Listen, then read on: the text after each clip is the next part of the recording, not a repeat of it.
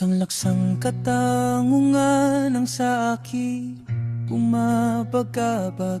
Bakit kaya mga kasagutan ay tila umilag? Di alam kung saan matatagpuan.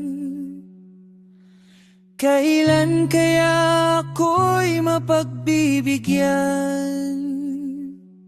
May tamang panahon para masagot ang mga katanungan. Kadalasang nasasagot na lang ito nang hindi natin inaasahan.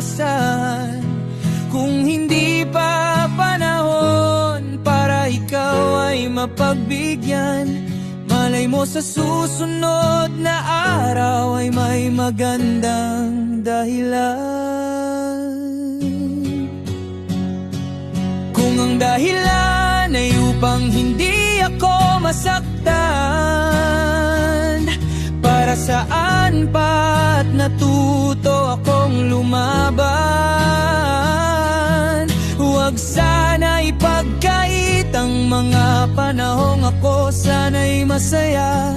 Masaya kahit pa nasasaktan na ng iba. Ang masaktan ay parte na talaga yan ng laban. Madurog ka man basta't wala ka lang natatapakan. Di naman siguro pinagkait sa'yo ang pagiging masaya. May mga bagay lang talaga na sobra kang magdudusa. Nasa punto na ako ng aking buhay na lahat handang isugal.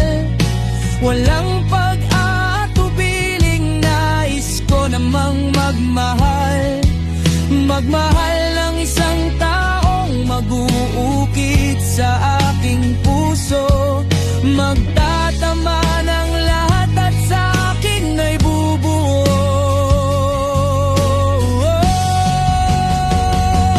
Malay mo sa mga hinanakit na naranasan mo noon ay dumating siya. Lahat ng hirap at saya na hinarap mo ay masuklian na.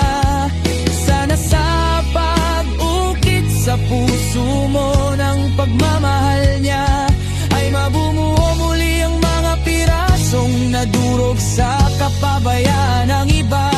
Kahit papaano naman ay nakikita ko pa rin ang maliwanag na bukas. Naniniwalang tama ang tinatahak na landas. Nagdarasal sa langit at nagpapadala sa agos. Humihiling sa hangin, sakit ay matatapos. Sa bawat agos at dampi ng hangin, sa balat mo naway maging matiwasay ang nararamdaman mo. Sa bawat liwanag ng bukas na harapin ang buhay mo, umaasa din ako na sana ay magkasalubong tayo. Ito ang tadhanang wala sino man ang nakakaalam. Kung mangyayari man at saka papakinggan, at kung sakaling pala rin man ikaw ay makaharap, ngayon pa lang ay salamat sa mainit na pagtanggap. Sa bagay masyadong mapaglaro nga naman ang tadhana. Sobrang dami ng maling tao ang mga naglilipana.